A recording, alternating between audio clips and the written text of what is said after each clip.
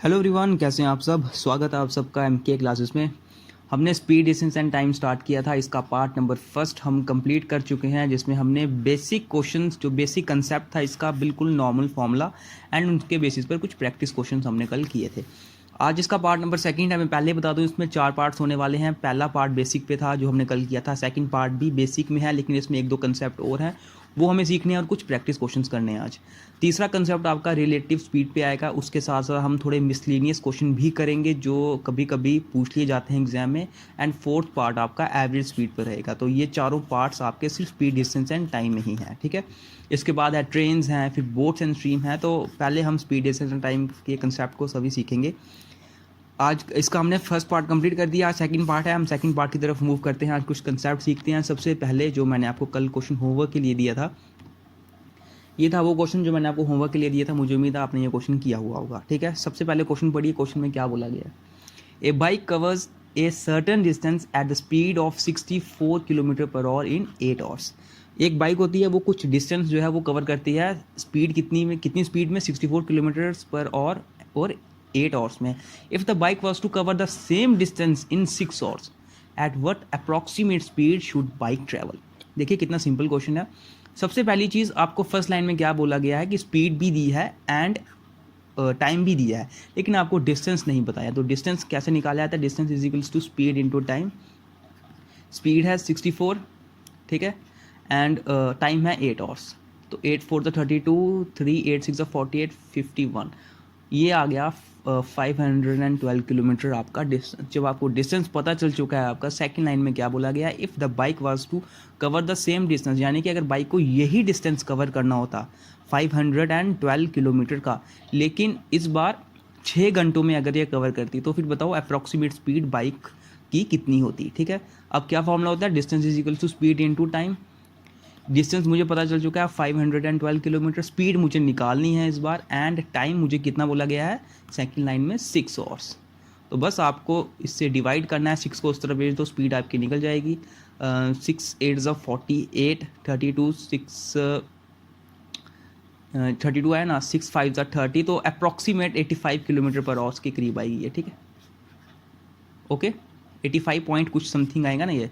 512 को जब आप 6 से डिवाइड करोगे, 6 8 48, बचेगा 32, 6 5 30, बचेगा 2, यहाँ पे पॉइंट आ जाएगा, 6 3 18। तो आपको इतना जाना नहीं है, ठीक है। यहाँ पे 85.33 समथिंग आएगा, लेकिन आपको अप्रॉक्सीमेट आंसर बताना है। अप्रॉक्सीमेट आंसर होगा 85 किलोमीटर पर, और ऑप्शन बी यहाँ पर होगा राइट आंसर, ठीक है। तो दोस्तों ये था कल का क्वेश्चन। आज कुछ नए क्वेश्चन आने वाले, पर इन क्वेश्चंस को करने के लिए हम सबसे पहले कुछ कंसेप्ट सीखेंगे। ये कंसेप्ट आपको आने चाहिए। कल हमने कंसेप्ट 1 सीखा था, आज ये कंसेप्ट 2, आप इसको नोट करके चल सकते हो। सबसे पहली चीज़ आपको फॉर्मूला याद होना चाहिए। क्या फॉर्मूला बताया था मैंने आपको? Distance is equals to speed into time, ठीक है। ये आपका बेसिक फॉर्मूला था। अगर किलोमीटर पर आवर में आपको स्पीड दी गई हो, अगर आपको इसको चेंज करना हो मीटर पर सेकंड में, तो क्या करना पड़ता है? 5/18 से मल्टीप्लाई। सेम गोज़ अगर मीटर पर सेकंड में आपको स्पीड दी गई हो और आपको किलोमीटर पर आवर में कन्वर्ट करना हो इसको, तो क्या करना पड़ता है? Multiplied by 18/5। आज के कंसेप्ट ध्यान से समझते जाइएगा, ठीक है। कंसेप्ट देखो क्या है कि ये तभी काम आएगा कंसेप्ट जब आपका डिस्टेंस डी कांस्टेंट हो, ठीक है। डिस्टेंस डी कांस्टेंट हो, यानी कि अगर आपको क्वेश्चन में दिया गया है कि आपका डिस्टेंस डी कांस्टेंट है, अगर डिस्टेंस 30 किलोमीटर है तो वो 30 ही रहेगा, चेंज नहीं होगा, ठीक है। इन क्वेश्चंस के लिए कुछ कंसेप्ट्स हैं जो आपको समझने पड़ेंगे, पर इस चीज़ को समझिएगा। व्हेन डिस्टेंस इज कांस्टेंट, पहली चीज़। अब देखते जाओ, अगर यहाँ पर 2 पॉइंट्स हो दोस्तों, ठीक है, 2 पॉइंट्स हो, ए एंड पॉइंट बी। अब ये चलता कैसा कि डिस्टेंस होगा कांस्टेंट, यानी कि इन दोनों के बीच की जो दूरी है, जो इन दोनों के बीच का डिस्टेंस है, वो होगा कांस्टेंट। यानी कि डी कांस्टेंट में रखता हूँ यहाँ पर कि ये कांस्टेंट है, चेंज नहीं होगा। अब समझने वाली बात क्या है? सपोज करो यहाँ पर एक बाइक, कार या कुछ भी चीज़ है, वो ए से स्टार्ट होती है, एक्स की स्पीड से चलती है, ठीक है। ए से स्टार्ट होती है, एक्स की स्पीड से चलती है, पॉइंट बी तक पहुंचती है। देन बी से वो फिर से मुड़कर वापस आती है वाई की स्पीड में और वापस आके ए के पॉइंट में पहुंच जाती है, ठीक है। क्वेश्चन में जब आपको इस तरह का क्वेश्चन आ जाए कि दो पॉइंट्स है, जाते वक्त ए से बी में, ए पॉइंट की तरफ से बी पॉइंट की तरफ जाते वक्त वो x किलोमीटर प्रति घंटे की रफ्तार से चलता है, एंड बी से जब वापस आता है तब वह y किलोमीटर प्रति घंटे की रफ्तार से चलता है, और आपको दे दिया जाता है टोटल टाइम कि इन सब में जो इसको टोटल टाइम इसका पूरा लगा जाने में और आने में, ये टोटल टाइम कुछ भी दे दिया जाए, मैं यहाँ पर टोटल टाइम t मान के चलता हूँ कि ये आपको टोटल टाइम दे दिया गया हो, उस वक्त आप क्वेश्चन में डिस्टेंस कैसे निकालोगे, DISTNC डिस्टेंस कैसे निकालोगे, ये फॉर्मूला याद कर लेना दोस्तों। जब भी आपको क्वेश्चन इस तरह से दिया गया हो कि कोई एक कार है, कोई एक बाइक है, या कोई एक पर्सन है, कुछ भी है, वो एक पॉइंट से दूसरे पॉइंट तक चलता है जिनके बीच का डिस्टेंस कांस्टेंट हो, यानी कि डिस्टेंस आपको कांस्टेंट बताया गया हो, डिस्टेंस चेंज ना किया गया हो, उस डिस्टेंस के लिए जाते वक्त वो x की स्पीड से जाता है, आते वक्त वो y की स्पीड से जाता है, एंड सबसे बड़ी चीज़ बता दिया जाए कि उसमें आने जाने में टोटल टाइम कितना लगा, टोटल टाइम t या कुछ भी टाइम, टोटल टाइम बता दिया जाए, तो उस वक्त आप डिस्टेंस कैसे निकालोगे। डिस्टेंस का फॉर्मूला क्या होता है, स्पीड इंटू टाइम। स्पीड आप क्या लोगे, x इंटू वाई, यानी कि दोनों जाने में स्पीड इंटू आने में स्पीड का product upon x plus Y, दोनों स्पीड का plus, into total time t। यहां पे मैं लिख लेता हूं इंटू टोटल टाइम।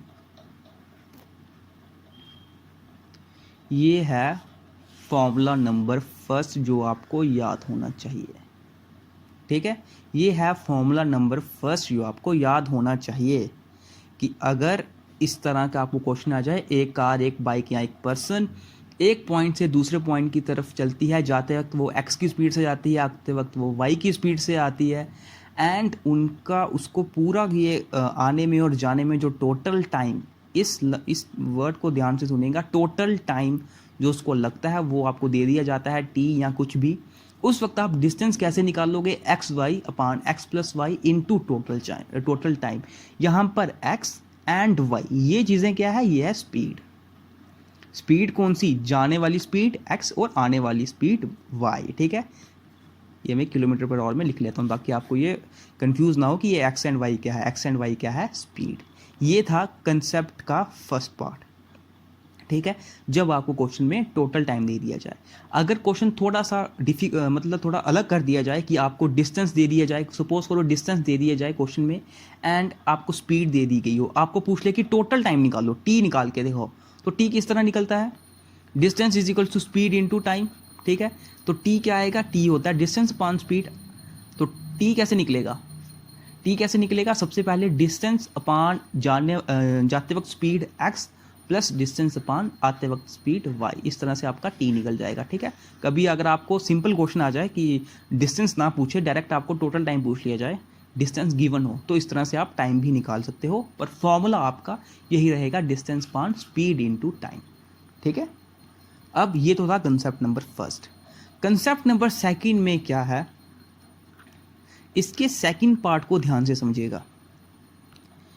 वही एग्जांपल लूंगा मैं, दो पॉइंट्स हैं A एंड B जिसके बीच का डिस्टेंस है कांस्टेंट, ठीक है।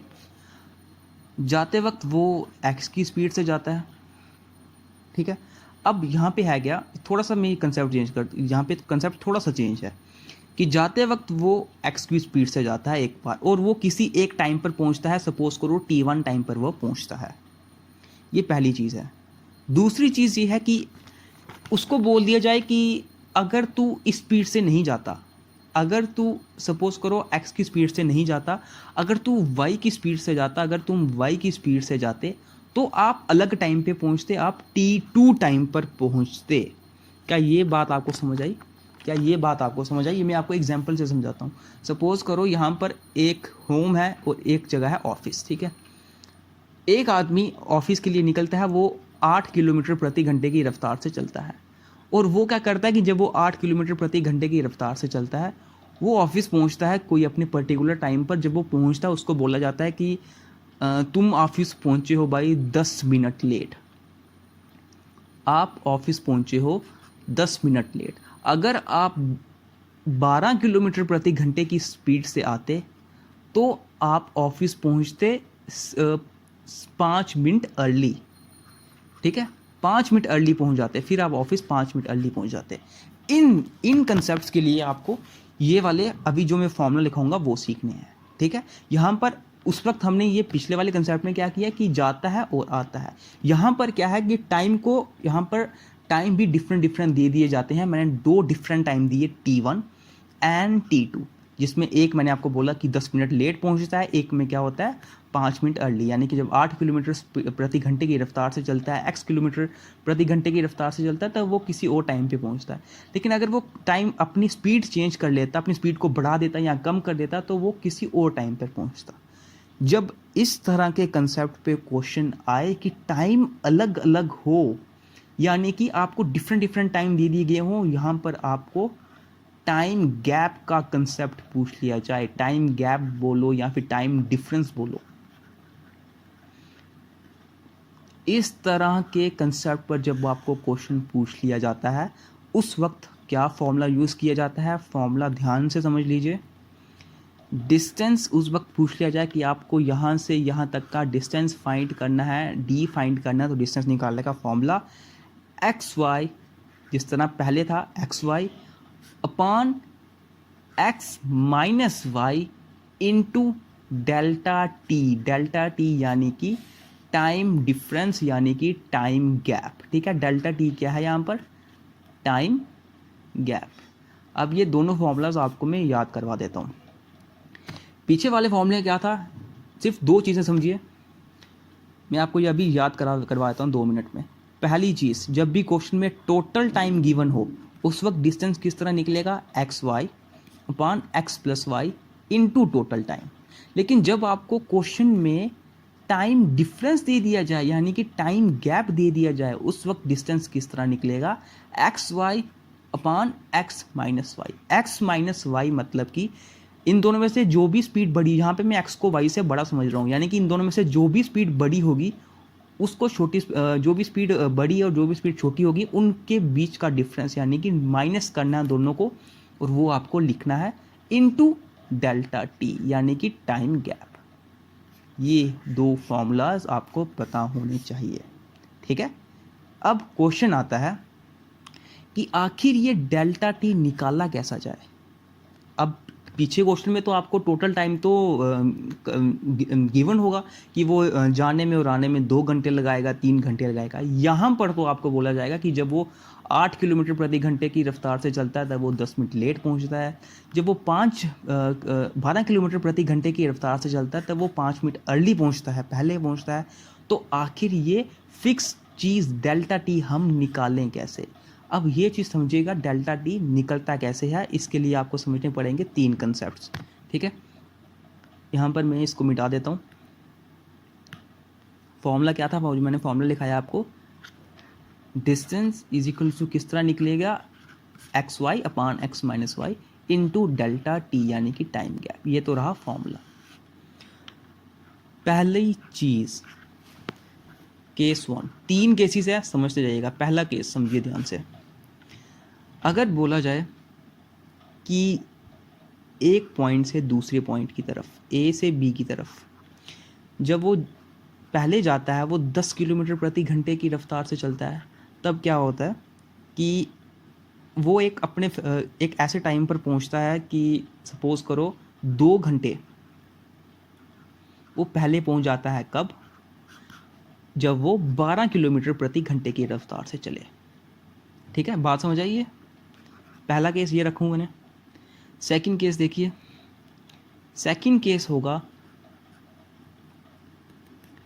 कि वो ए से बी की तरफ, ए पॉइंट से बी पॉइंट की तरफ चलता है, और सपोज करो जब वो चले एक्स की रफ्तार से चलता है तब वो 10 मिनट लेट पहुंचता है, और अगर वो वाई की रफ्तार से चलता है तब वो 20 मिनट लेट पहुंचता है।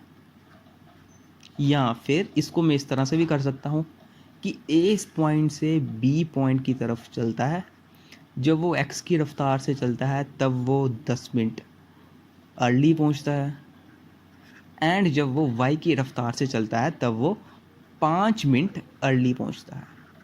ठीक है, समझ आया? ये मैंने अभी 2 केसेस लिए, कैसे सॉल्व करना है डेल्टा टी मैं आपको बताता हूँ। फर्स्ट केस में मैंने क्या बोला?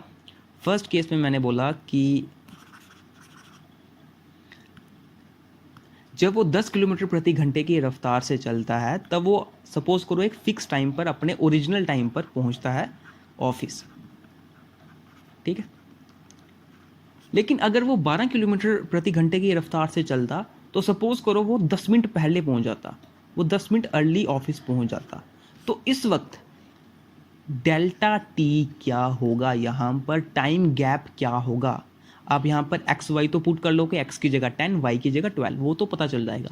लेकिन डेल्टा टी यहाँ पर क्या होगा? डेल्टा टी यहाँ पर होगा टाइम गैप, टाइम डिफरेंस, इन दोनों के बीच का डिफरेंस कितना है टाइम में, ओरिजिनल टाइम से 10 मिनट पहले, यानी कि 10 मिनट का यहाँ पर डिफरेंस है। ये होगा फर्स्ट केस में डेल्टा टी की वैल्यू। ठीक है, सेकंड केस पे चलते हैं। सेकंड केस हमारा क्या होता है कि जब आपको सेम चीज़ें देखने को मिले, यानी कि जब वो एक्स की रफ्तार से चल रहा है तब 10 मिनट लेट हुआ, जब वो वाई की रफ्तार से चलता वो 20 मिनट लेट होता, या फिर जब वो एक्स की रफ्तार से चलता वो 10 मिनट पहले पहुंचता, अर्ली पहुंचता, जब वो वाई की रफ्तार से चलता तब वह 5 मिनट अर्ली पहुंचता, यानी कि सेम हो, late late and early early. इस तरह के कंसेप्ट में आपको डेल्टा टी किस तरह निकालना है, टाइम गैप किस तरह निकालना है, इन दोनों को कर देना है आपको माइनस।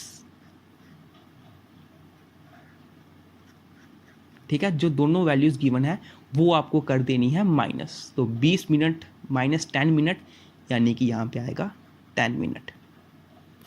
इसके लिए आपका डेल्टा टी आया 10 मिनट। इसी तरह से यहाँ पर देखो 10 minute early, 5 minute early, delta T किस तरह निकलेगा? दोनों को माइनस करोगे 5 मिनट्स। मैं आपको ये भी बता देता हूँ कि यहाँ पे टाइम गैप में हम माइनस क्यों लेते हैं, ठीक है, ताकि आपको कोई कन्फ्यूज़न ना हो। सपोज 12 बजे, ठीक है, ये घड़ी है, 12 बजे कुछ ओरिजिनल टाइम है, ठीक है, हमेशा with respect to original time ही ये चलता है। पहला केस लेता हूँ 10 मिनट लेट, यानी कि सुई जो होगी वो 10 मिनट लेट होगी यहाँ पर 2 की तरफ। ठीक है, 10 मिनट लेट, बड़ी सुई जो है वो 2 की तरफ होगी 10 मिनट लेट। दूसरा केस क्या है? 20 मिनट लेट, 20 मिनट यानी कि 3 4, यहाँ पर होगी बड़ी सुई 4 पर। ठीक, अब टाइम गैप क्या आता है? इन दोनों के बीच का गैप, यानी कि जो ये बड़ी सुई जब पहले 2 पर थी और बड़ी सुई फिर जब 4 पर पहुंची, इन दोनों के बीच का गैप कितना है? इन दोनों के बीच का गैप है 10 मिनट, इसीलिए यहाँ पर 10 मिनट्स आया। सेकंड केस में क्या था? सेकंड केस में था पहले 10 मिनट्स अर्ली, 10 मिनट्स अर्ली मतलब कि 11:10, इस जगह पर होगी बड़ी सुई। एंड सेकंड केस क्या है? 5 मिनट अर्ली, यानी कि पक्के ओरिजिनल टाइम 12 के टाइम से पहले 5 मिनट पहले पहुंचा, अब सुई 11 पे है।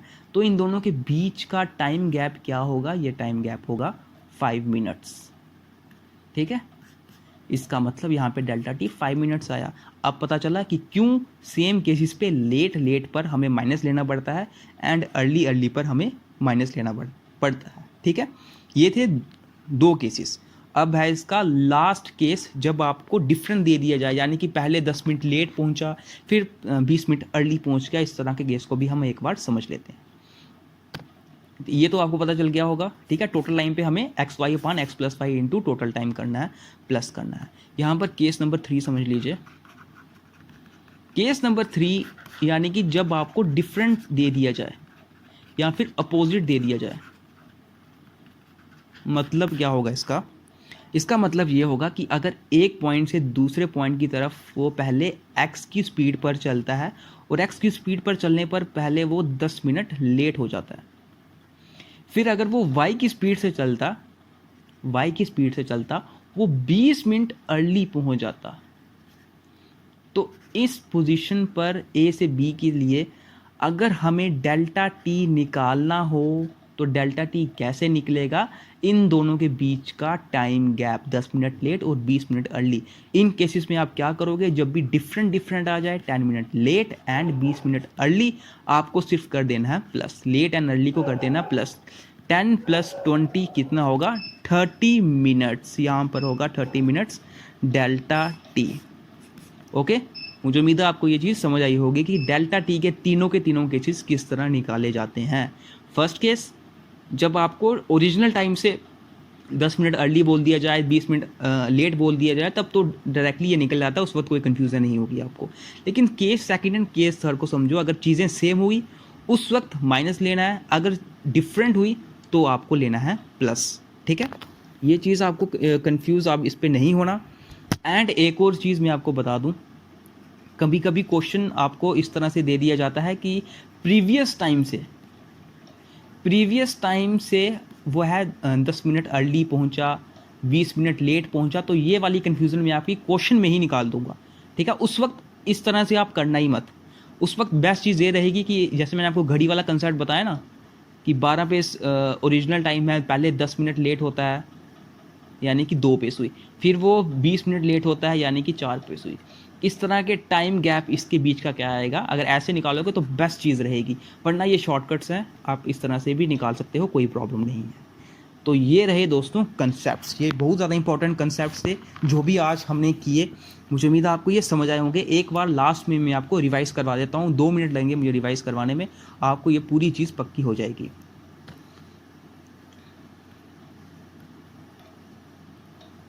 सबसे पहली चीज़, जब डिस्टेंस हो हमारा कांस्टेंट, कौन कौन से फॉर्मूलाज मैंने याद करने का बोला। फर्स्ट फॉर्मूला, जब भी क्वेश्चन में टोटल टाइम दे दिया जाए, उस वक्त डिस्टेंस किस तरह निकाला जाता है, xy/x + y into total time. ये फर्स्ट फॉर्मूला। सेकंड फॉर्मूला, अगर आपको क्वेश्चन में टाइम डिफरेंस या टाइम गैप दे दिया जाए, टाइम डिफरेंस या टाइम गैप क्या होता है, इस तरह बोल दिया जाए कि वह 10 मिनट अर्ली पहुंच जाता या 10 मिनट लेट पहुंच जाता, ठीक है, इस तरह से होता है ये टाइम गैप या टाइम डिफरेंस। उस वक्त आप डिस्टेंस किस तरह निकाला जाएगा, उस वक्त डिस्टेंस xy/ दोनों स्पीड का डिफरेंस इनटू डेल्टा टी। यहाँ पर एक चीज़ हमेशा याद रखना कि x y से बड़ा होगा, यानी कि जो बड़ी स्पीड होगी उसको जो छोटी स्पीड होगी उसको बड़ी स्पीड से माइनस करना है, बड़ी स्पीड माइनस छोटी स्पीड। ठीक है, ये 2 फॉर्मूलाज हैं। और इसमें मैंने आपको केसेस क्या करवाए। पहला केस, अगर आपको डायरेक्टली सिर्फ एक ही चीज़ दी गई हो कि 10 मिनट पहले पहुंच गया, तो वो चीज़ आएगी आपकी टाइम गैप। सेकंड चीज़, जब आपके सेम चीज़ें लिखी गई हो, यानी कि 10 minute late 10 minute early and 20 minutes early, उस वक्त आप कर लोगे माइनस। एंड थर्ड केस, जब आपको अपोजिट दे दिया जाए, उस वक्त आप कर लोगे प्लस, यानी कि 10 minutes late and 20 minutes early, इस तरह से अर्ली लेट। ठीक है, ये थे दोस्तों आज के कंसेप्ट। मुझे उम्मीद है बेसिक के सारे कंसेप्ट आपको अच्छी तरह समझ आ गए होंगे, इसमें आपको कोई भी कन्फ्यूज़न नहीं होनी चाहिए। अब अगर आप यहाँ पे क्वेश्चन देखो, ये क्वेश्चन हमने आज कर लिया, ये आप एक और क्वेश्चन देख सकते हो, ये भी बहुत सिंपल क्वेश्चन है। आगे भी बहुत सारे क्वेश्चंस मैं आज आपके लिए लेकर आया था, पर काफ़ी टाइम हो चुका है, कंसेप्ट समझाने में ही काफ़ी टाइम चला गया। ठीक है, तो ये सारे क्वेश्चंस हैं, अगर आप होमवर्क के लिए करना चाहो इसको कर सकते हो। चलो फिलहाल 2 क्वेश्चंस ले लो होमवर्क के लिए, जो जितने भी फॉर्मूलाज मैंने आपको बताए वैसे आप आराम से कर सकते हो। और मैं कल आपको एक रेशियो मेथड भी बताऊँगा। ठीक है, आप फॉर्मूलाज तो याद कर लीजिए, इसमें कोई प्रॉब्लम नहीं है, लेकिन मैं आपको एक रेशियो मेथड बताऊंगा जो पर्सनली मैं बहुत ज़्यादा उसको यूज़ करता हूँ। मतलब जब भी क्वेश्चन निकालने की बारी आती है, मैं मैक्सिमम रेशियो मेथड से ही, अगर आपने क्लास 4 के टाइम पर मेरे से क्लासेस पढ़ी होंगी, आपको पता है मैं मैक्सिमम सारे क्वेश्चंस रेशियो मेथड से करता हूँ। यहाँ पर एक रेशियो मेथड भी होता है जिसके लिए आपको फॉर्मूलाज याद करने की कोई ज़रूरत नहीं होती है, और वो इन फार्मूला से भी, यहाँ पर ये फार्मूलाज अगर सपोज़ करो किसी के क्वेश्चन अगर 30 या 35 सेकंड्स में निकलते हैं, तो रेशियो मेथड यूज़ करके आप वो क्वेश्चन विद इन 15 सेकंड्स निकाल सकते हैं। ठीक है, तो रेशियो मेथड कल ही वो भी मैं आपको बता दूंगा, और ये क्वेश्चंस भी आप फॉर्मूलाज के बेसिस पे भी कर सकते हो, ठीक है। अगर आपको रेशियो मेथड पहले का आता है वैसे भी कर सकते हो। कल हम इन क्वेश्चंस को आते ही इन क्वेश्चंस को प्रैक्टिस करेंगे एंड उसके बाद सीखेंगे हम रिलेटिव स्पीड का कंसेप्ट, ठीक है, एंड कुछ मिसलेनियस कंसेप्ट भी हम सीखेंगे। फिर इसका फोर्थ पार्ट आएगा एवरेज स्पीड पर, जो इसका लास्ट पार्ट होगा, ठीक है। इसके साथ हमारा स्पीड, डिस्टेंस एंड टाइम हो जाएगा खत्म। फिर ट्रेन्स का कंसेप्ट रहेगा एंड बोट्स एंड स्ट्रीम का कंसेप्ट रहेगा।